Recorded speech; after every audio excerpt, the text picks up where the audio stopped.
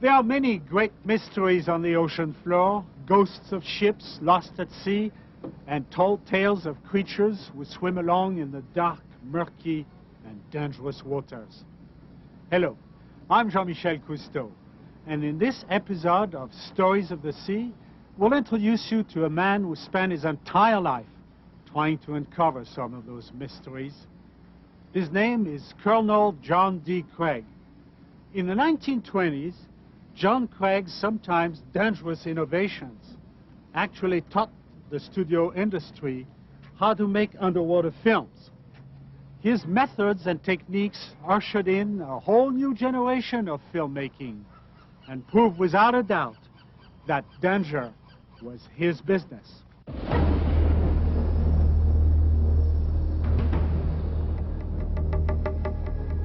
Beneath the giant waves, rising like great saltwater walls, the deep sea is a dangerous place, full of dark mysteries that have challenged even the bravest underwater adventurer.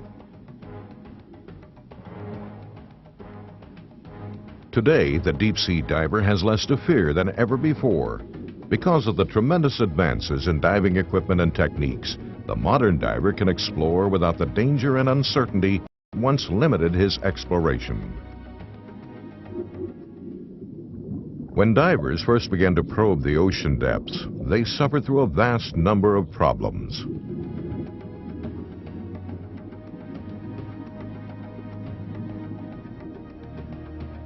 Divers quickly discovered that the human body could not survive underwater for long. Every diver was severely limited by the capacity of his lungs. In other words, a diver simply couldn't hold his breath long enough to explore anything. Then along came a man named Colonel John D. Creg, who revolutionized the world of deep-sea diving. His innovations provided a way to breathe underwater.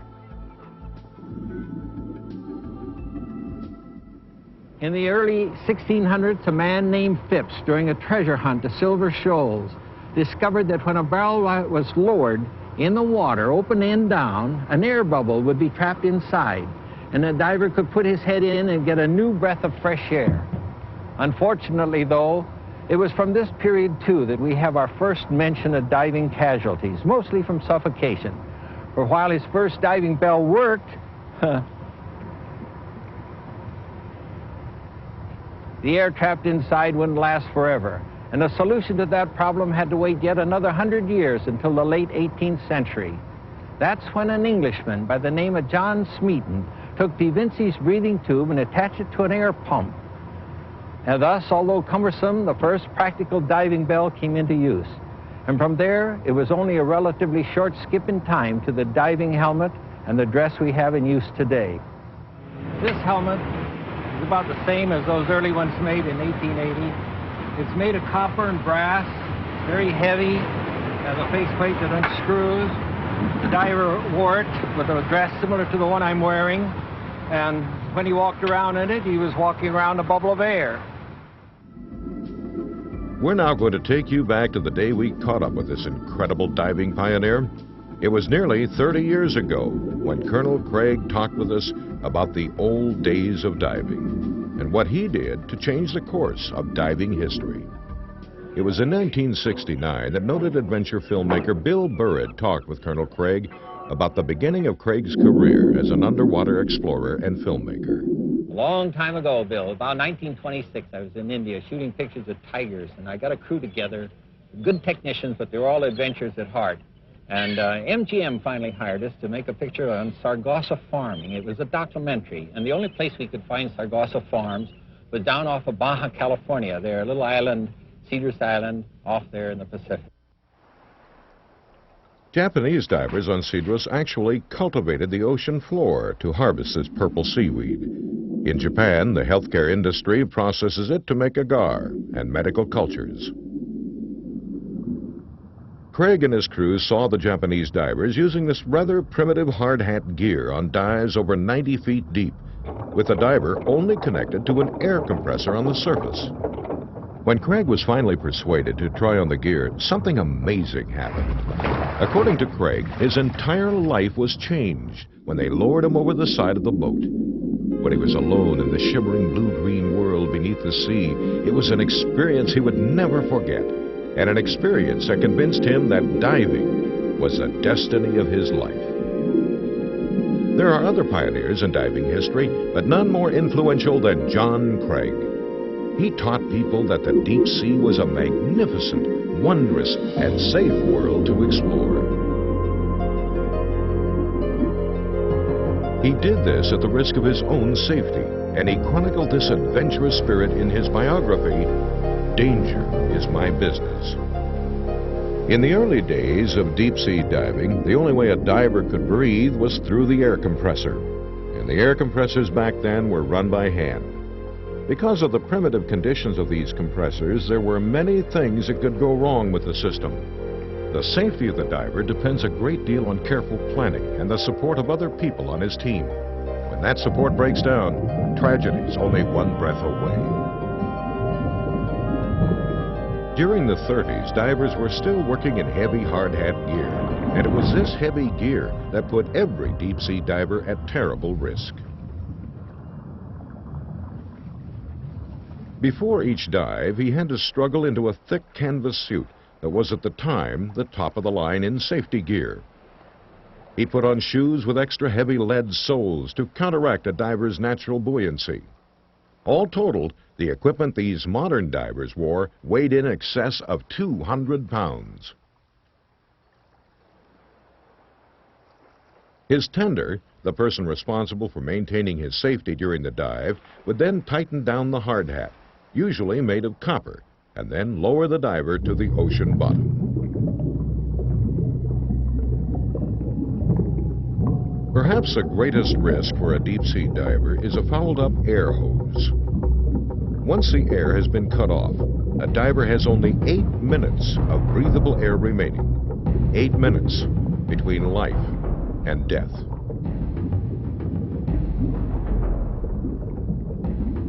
Cragg once experienced an air hose problem of his own. Craig's hose was laced with steel cable. When he found he couldn't cut it, he knew he was in real trouble. The only thing Cragg could do was to cut his way out of the suit. According to Cragg, only a half-dozen people have tried this method of escape, and 3 of them ended up in tragic fatalities.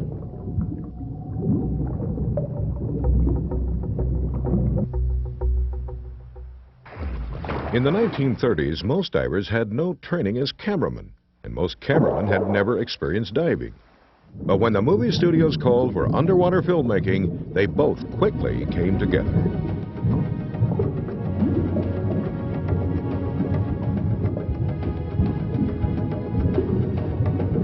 Cragg discovered that Hollywood was far more interested in action and thrills than in underwater beauty shots.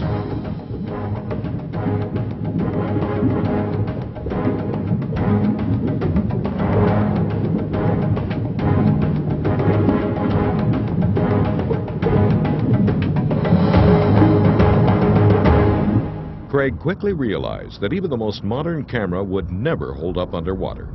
So he pulled out his toolkit and began improvising. Not only did he have to figure out how to protect his camera from the tremendous pressure of deep-sea diving, his camera had to be watertight. Cragg and his crew were each responsible for pounding out every metal housing.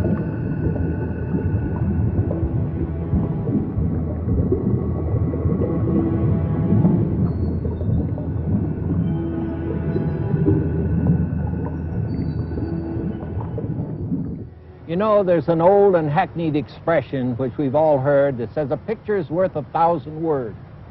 In the case of man in the sea, I think it's more like 1,000,000. For I don't think the most vivid words in all the languages on earth could possibly describe the overwhelming beauty and grace of the undersea world any better than one of these can with a blink of a shutter.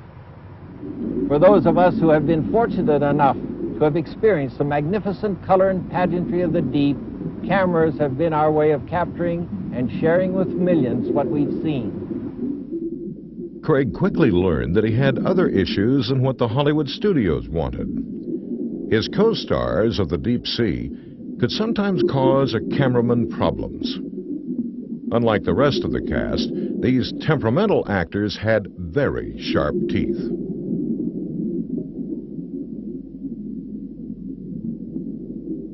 In case they ever got too close, Creg rigged up this compressed air gun to shoot a small dart at any of these unwelcome extras.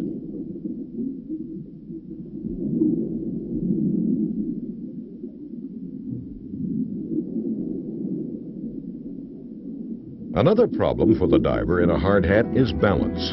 Imbalance underwater is caused by the weight of the helmet, about 70 pounds. The shape is also a problem. Because of the shape, a diver has trouble looking in any direction other than straight ahead. Still, the diver has to be on constant lookout by swinging his helmet from side to side in order to see if any danger is approaching him. To the beginning diver, Creg warns, the first few dives can be extremely disconcerting. A diver might feel ill at ease and clumsy. He can't even scratch his nose. Gradually, though, the worry and fear begins to lessen. Soon, a diver begins to experience the kind of freedom that he has never before had. It's an exhilarating experience. Still, the beginner is wise to take those first few dives in stages. Go down for a quick look around, never stay too long, then head back up to the surface.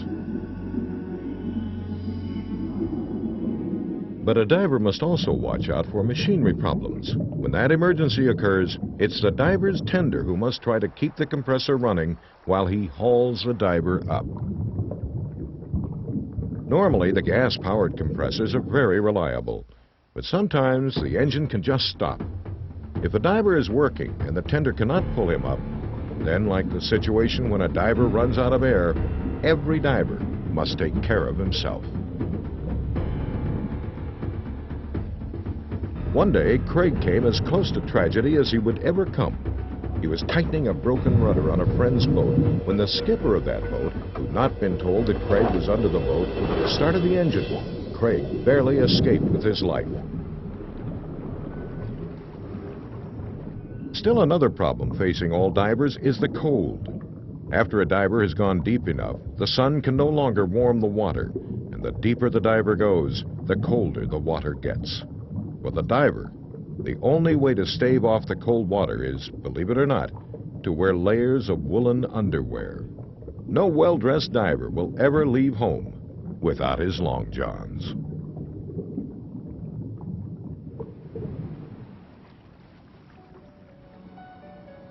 Perhaps the greatest change to affect deep-sea diving is the modern technology that's resulted from the earliest explorations. Many of these discoveries resulted directly from the hardships that Colonel Creg endured. One of the greatest challenges that John Creg and his colleagues faced was the question of how they could actually extend their limitations as divers. Not only to stay down in the ocean longer, but how they could go deeper toward the unknown bottom of the sea. The ocean liner Lusitania, which had been sunk by the Germans during World War I, had sunk to a depth of over 400 feet. John Creg was offered the contract to dive to where this great ship lay buried and photograph it. However, Creg knew that a new system of breathing had to be developed before he could possibly reach this vessel.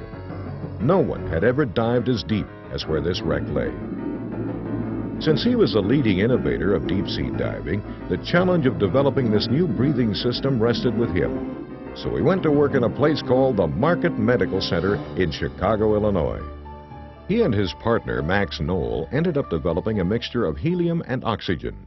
They believed that this would allow them to breathe underwater without experiencing the negative effects of nitrogen narcosis, which is a debilitating condition caused by breathing naturally compressed air. Creg and Max Knoll decided to test their new system. And while they were doing so, they decided they'd set a new world diving record. The dive would take place in the icy waters of Lake Michigan. An attempt like that in those days was a media event, and the excitement both on the boat and in the live radio audience was palpable. By modern standards, this unique diving system would be considered quite crude and archaic.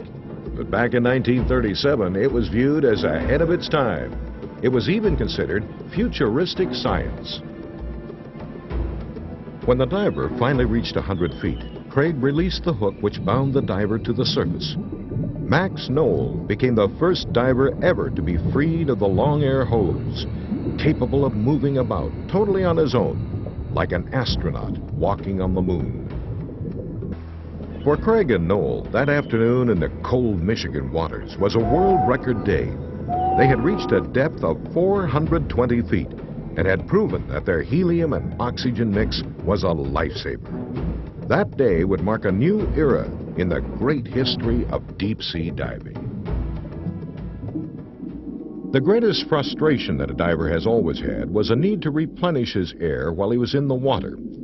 But with the success of his 1937 experiment, Cragg demonstrated a way to survive with only tanks on their backs. These scenes demonstrate the use of a rebreather. Oxygen is simply recycled. These initial tests show that divers had now found the mobility that would allow them to move more freely underwater. It was the rebreather that would influence the development of scuba gear. Throughout the years, Colonel Cragg had his hand in the development of many other important underwater devices and techniques. Craig's work helped introduce the aqualung, invented by the legendary Jacques Cousteau. In the filmmaking community, his colleagues actually said that danger was what John Cragg did for a living. One of the most dangerous risks cameramen were subjected to were sharks. These predators of the deep, with their rows of razor-sharp teeth, terrified the new diver cameraman. What evolved from this fear was the shark cage.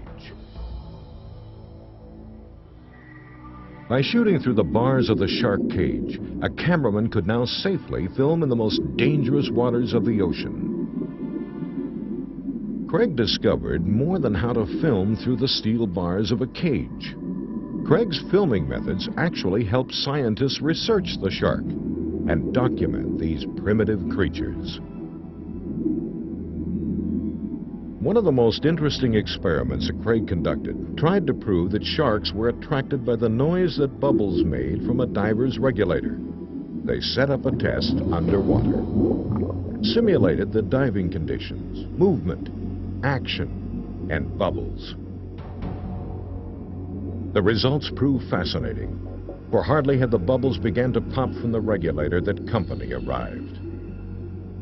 Tiger and lemon sharks surrounded the cage. Whether it was curiosity or hunger that brought them, Cragg didn't know.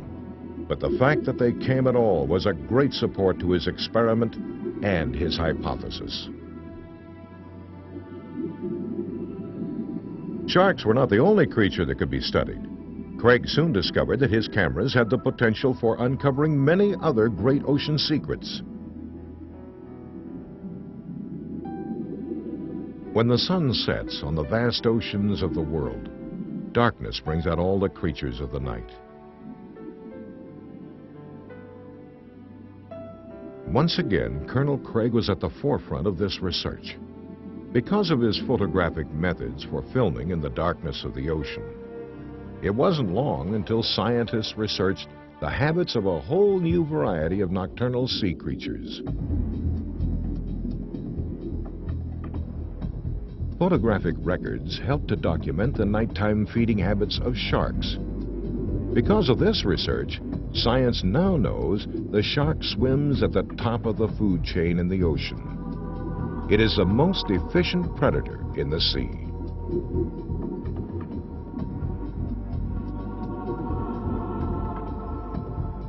In the world of shark research, a diver must always remain alert, because without a doubt, all active divers will inevitably encounter a shark. Yet as long as a diver is paying attention to what he's doing and where he is, a shark does not pose much of a danger.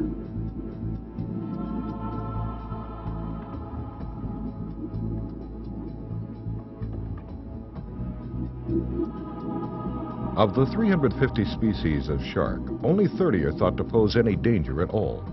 Most are harmless, like the filter feeders who swim along the surface of the water feeding on microscopic plankton, or the whale shark, a harmless giant who just happens to be the biggest fish in the ocean. Colonel Craiג soon became the master of filming this massive yet gentle sea creature. But he also quickly earned his filmmaking stripes by putting himself in grave danger during his shooting. He was a daredevil in the water and never shied away from photographing the not-so-gentle of the deep. Since the early 1960s, John Craig's efforts have been used by fire departments all over America. When there's a fire on an ocean pier, it's a particularly serious problem because the flames are often so hard to get to.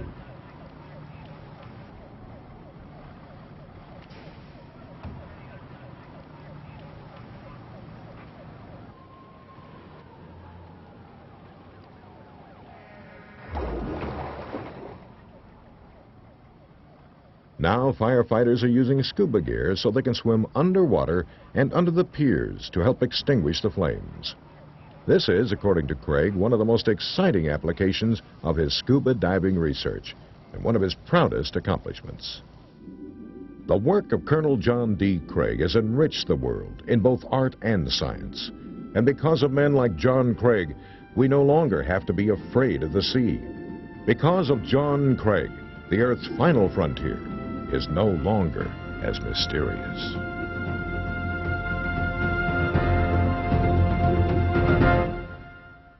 Colonel John D. Craig was a courageous adventurer who pioneered the art of underwater filmmaking nearly 70 years ago. He recognized that there was another world, wonderful, unique, and deeply mysterious, that lay buried in the deep waters of the sea. Through his wonderful films, he was able to give everyone something magical. He gave people a chance to see what he saw and an opportunity to explore the mystical world under the sea. I am Zan-Misélel Κουστώ, and this is Stories of the Sea.